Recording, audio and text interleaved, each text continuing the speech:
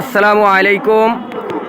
Islamic foundation মসজিদ ভিত্তিক শিশু ও গণশিক্ষা কেন্দ্রের শিক্ষকদের 5 দফা কর্মসূচি নিয়ে আজকে বরগুনা জেলা প্রশাসকের কার্যালয়ের সামনে তারা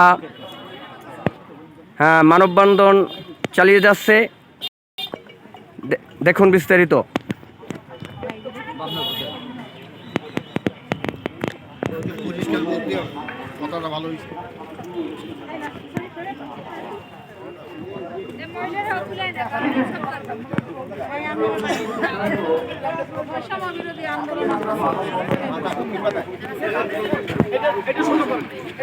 তারা বিভিন্ন দাবি নিয়ে তারা আজকে জেলা প্রশাসকের কার্যালয়ের সামনে দাঁড়িয়েছেন।